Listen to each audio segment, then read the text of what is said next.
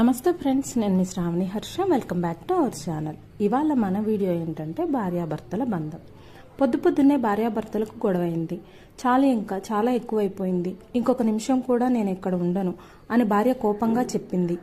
భర్త, నేను కూడా నీ వేషాలన్నీ చూసి భరించి అలసిపోయాను అని కోప్పడి అలానే అతను పని మీద బయటకు వెళ్ళిపోయాడు. అప్పుడు భార్య తన తల్లికి ఫోన్ చేసి, ఈ నరకంలో ఒక్క క్షణం కూడా నేను ఉండలేనమ్మా, ఇప్పటికిప్పుడే అన్నీ వదిలేసి పిల్లల్ని తీసుకుని మన ఇంటికి వచ్చేస్తున్నాను అని చెప్పింది. అప్పుడు ఆమె తల్లి నోరు మూసుకొని, కోడలుగా నీ బాధ్యత సరిగ్గా నిర్వర్తించు. నీ పెద్దక్క కూడా భర్తతో గొడవపడి ఇక్కడికి వచ్చేసి చెప్పిన మాటలు లెక్క చేయకుండా మొండికేసి విడాకులు తీసుకుంది. అప్పటి నుండి మీ వదిన సూటిపోటి మాటలు వింటూనే ఉన్నాను. ఇప్పుడు నువ్వు కూడా అదే డ్రామా మొదలు పెట్టావు.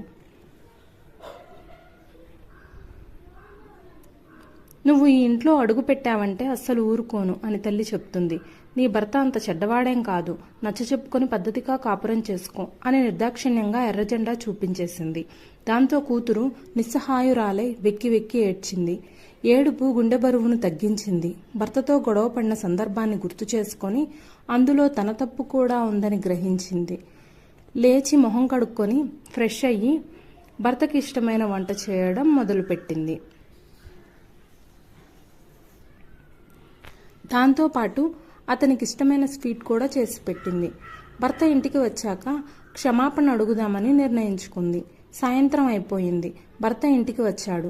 అంతా మామూలుగానే ఉన్నట్టు, పొద్దున ఏమీ గొడవ జరగనట్లే వ్యవహరించింది.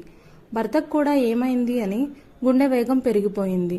అతను భోజనం చేసి స్వీట్ తినేటప్పుడు, ఏమండి, అప్పుడప్పుడు నేను కూడా ఏదో పిచ్చిదానిలాగా ప్రవర్తిస్తూ ఉంటాను, నన్ను తప్పుగా అనుకోకండి.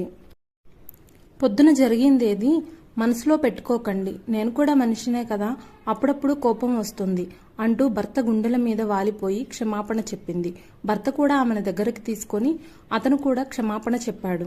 భార్య మనసులో తల్లిని తలుచుకొని థ్యాంక్స్ చెప్పుకుంది. ఎందుకంటే తల్లి కఠినత్వం వల్లే ఆమె తన నిర్ణయాన్ని మార్చుకునే అవకాశం వచ్చింది. లేకపోతే తను ఆవేశంలో తీసుకున్న నిర్ణయం వల్ల తన కాపురం నాశనం అయిపోయేది.